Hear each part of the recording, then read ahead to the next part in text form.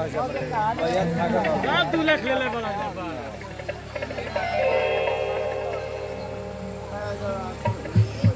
अरे जल्दी जाके हर बगसा में से तेल लेके आओ, अगर माथा पर तरी मालिश कर।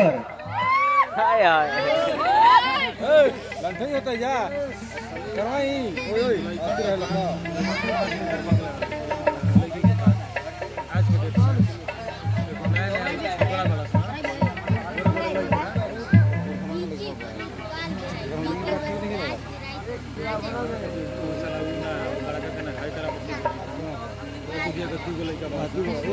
लो खीर ले लो।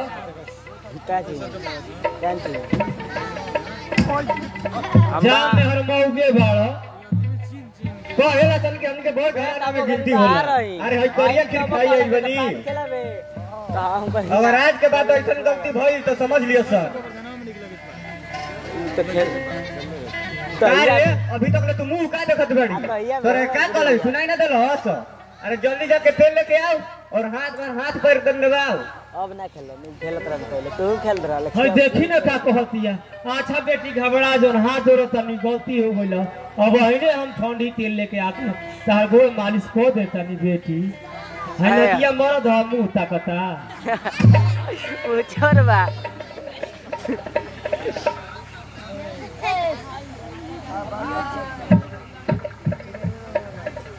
बेटी तू ई सब घर में ऐसा नाटक काहे रचाव करू?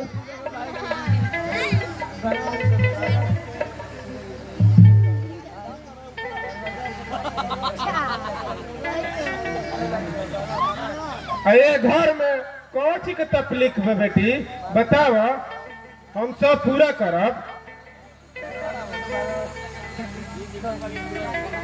देखो तू अपन गांडा निमा से बेटी सब मत निकालो, नहीं तो तोरो आकी बाकी ना छोड़ो। अरे आए पीछ दे कम मिलल बा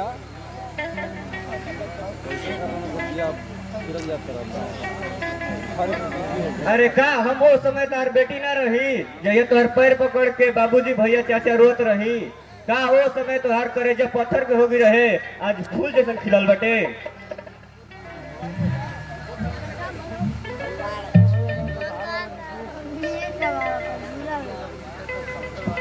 छोड़ा उ सब बीतल बात के भुला जा बेटी।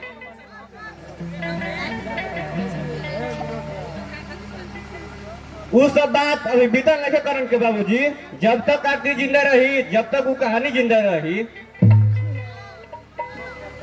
फांसी लगा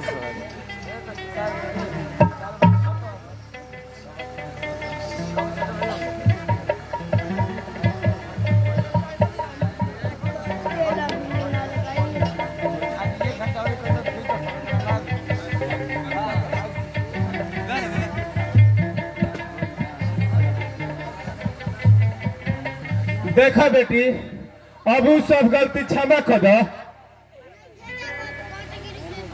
हम तोहरा के अपन बेटी समझतनी।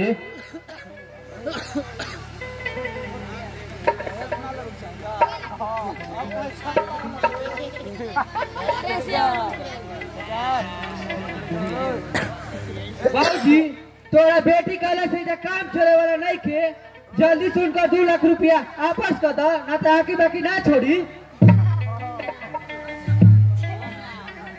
1 लाख रुपया चोरी हो गइल बा मिले।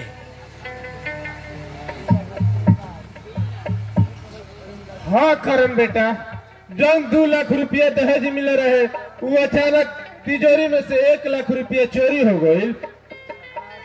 अब हमारा पास रुपया बा कहा कि हम वापस करब।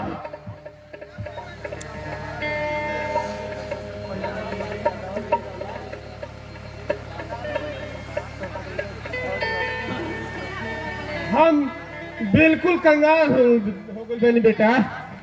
अब हमारा पास रुपया कहाँ बा कि हम वापस करब।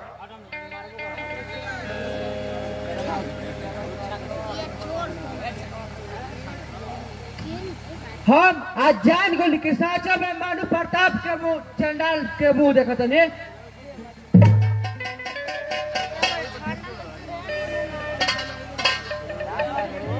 हम आखिरी बार कहा था नहीं कि तू पैसा आरती के लौटा दो,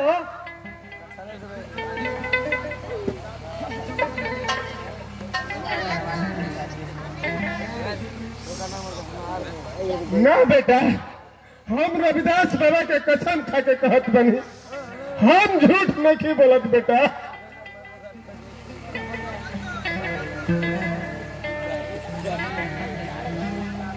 ओह, अब तो कोनो रास्ता नहीं के देखत बाबूजी।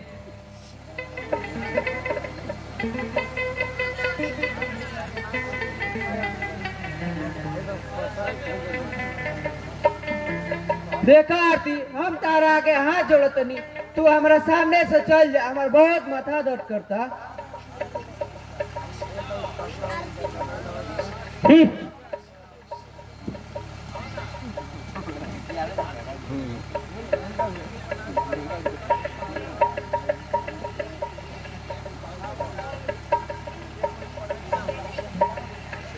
उल्लू बनाए वाला पाठ ओकरा के पढ़े जा, जे केहू ना पढ़ले उठो। अरे हम कोनो चोरी करके पास नहीं भइल। अरे हम अच्छी तरह से जानते बनी कि सांप के बच्चा सांपे होला।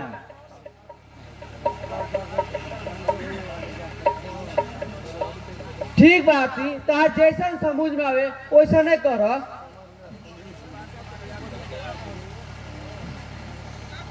लेकिन हमारे को बात रखियो याद आती, एक न एक दिन तार घमंड चकना चूर हो जाई।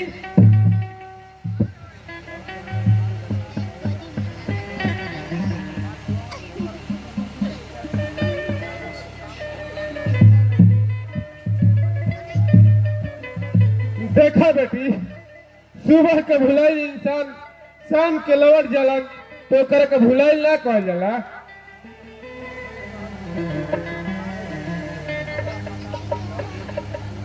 एकरा बदला में हमार सब जगह जमीन मकान ले ला बेटी।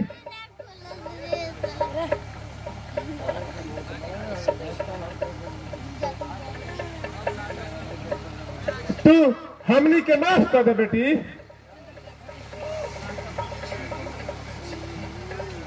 सब नाटक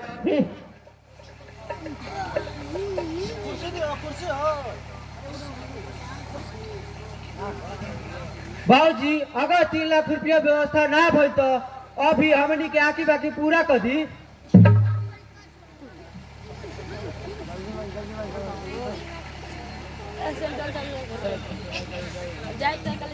हाँ बेटा, हमनी के बहुत देर से बहू के सिफारिश करते जा, लेकिन बहू हमनी के कहू बात नहीं सुनत।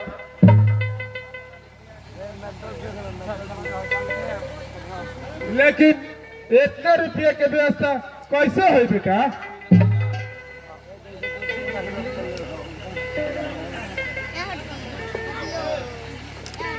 बाबूजी, तू चिंता मत करा, हम अभी सेठ झकाड़ी लाल से 3 लाख रुपया कर्ज मांग के लेके आवत बनी।